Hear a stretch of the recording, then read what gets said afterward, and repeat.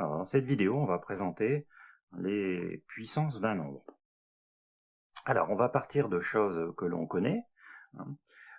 On a déjà vu dans des niveaux comme par exemple en 5e, on voit des calculs comme 3 fois 3. Donc, d'accord, 3 fois 3, ça fait 9. Mais on voit à ce moment-là que 3 fois 3, on peut l'écrire 3 au carré. 3 au carré. On voit également que des calculs comme 4 fois 4 fois 4, on peut les écrire 4. Cette fois-ci, au lieu de mettre un 2, on met un 3, donc on dit 4 au cube. Et là, dans ces écritures-là, qu'est-ce qu'on fait? On fait les puissances, on écrit les puissances d'un nombre. Donc là, il est écrit 1, donc 4 puissance 3. Et le nombre que l'on a ici, c'est ce qu'on appelle l'exposant. Donc normalement, ici, on pourrait dire 4 exposant 3. Ce qu'on dit, on dit 4 au cube, ou plus communément 4 puissance 3. Et donc, on peut continuer ainsi de suite. Si on écrit ce genre de calcul, voilà, là on a 7 fois le même facteur, 5 fois le même facteur, 5 fois le même facteur 7, donc 7 exposant 5. Voilà. Alors le but, l'intérêt de cette écriture, c'est que l'on va simplifier une écriture. Par exemple, là, vous avez 7 fois 7 fois 7 fois 7. Bon, encore, là, ça va, il n'y en a pas beaucoup, mais si, par exemple, vous en mettez davantage, l'intérêt avec cette notation, c'est qu'on sait tout de suite, c'est que le 7, on le retrouve 5 fois. Bon. Voilà, donc là, on a les puissances. Voilà ce que c'est que les puissances des nombres. Ensuite, ce qui est encore plus intéressant pour les puissances d'un nombre, ce sont les puissances particulières. C'est les puissances de 10. C'est-à-dire 10 fois 10 fois 10. Donc si on reprend la même technique d'avant, on arrive à 10 exposant 4 ou 10 puissance 4. Et l'intérêt ici, donc c'est déjà encore une fois de simplifier l'écriture, de savoir tout de suite que des 10, on en a 4 fois, et ensuite, les puissances de 10, on les utilise énormément, et 10 fois 10 fois 10 fois 10, ça fait 10 000, et du coup, l'exposant qu'on a ici, on retrouve 4 zéros. Voilà. Donc ça, c'est pour les puissances de 10. Et du coup, dans des applications type espace, on pourrait avoir un 10 puissance 15. Donc si on écrit un 10 puissance 15, donc déjà on voit l'intérêt, c'est que si on l'écrivait avec tous les 10, ça donnerait une ligne importante. Et ensuite, on peut se rendre compte, comme ça, de la valeur du nombre. Tout comme si on prenait un nombre plus simple, par exemple 1 milliard. 1 milliard, on sait qu'il y a 9 zéros.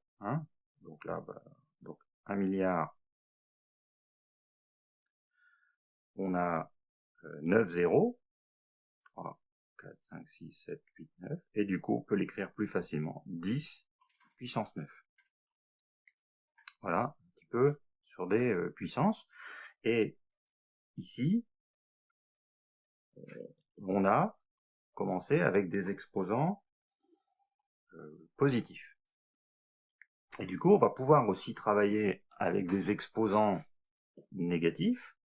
Encore aussi plus d'intérêt pour les puissances de 10. On va pouvoir par exemple travailler avec un 10 puissance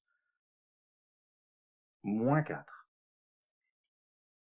Une puissance avec un exposant positif, en fin de compte, c'est l'inverse de la puissance avec l'exposant une puissance avec un exposant négatif, c'est l'inverse de la puissance avec l'exposant positif. C'est-à-dire que 10 puissance moins 4, c'est 1 sur 10 puissance 4.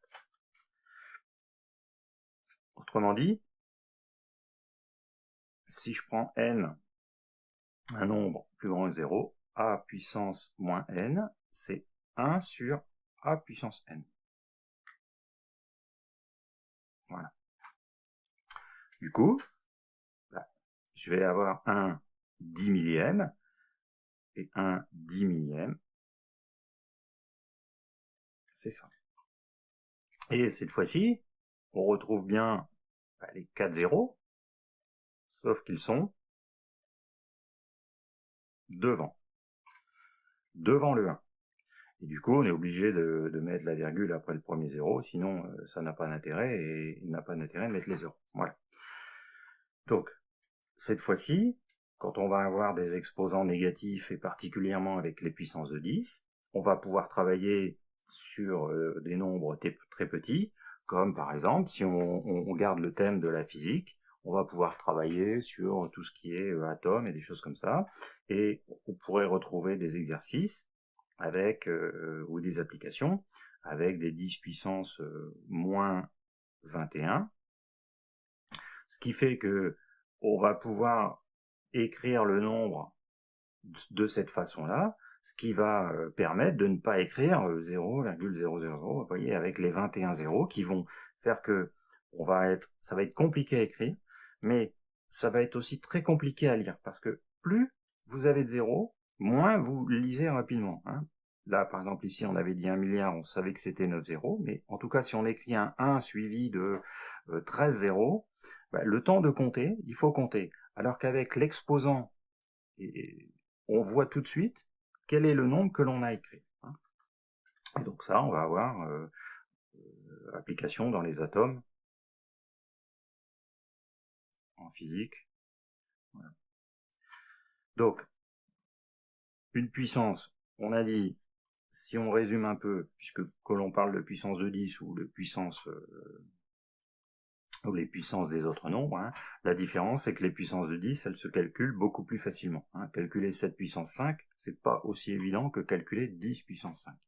Donc, si je prends un nombre n, on va dire positif, hein, donc a puissance n, c'est a fois a fois a avec combien donc n facteurs. Voilà. Et pour avoir la puissance à l'exposant négatif, donc moins n, je vais prendre l'inverse de la puissance à l'exposant positif. Voilà l'intérêt des puissances, avec surtout un intérêt pour les puissances de 10 et les calculs. On va retrouver une application des puissances, c'est quand on va décomposer les nombres en produits de facteurs premiers. Du coup, dans l'écriture, on pourra utiliser les puissances pour réduire l'écriture du nombre.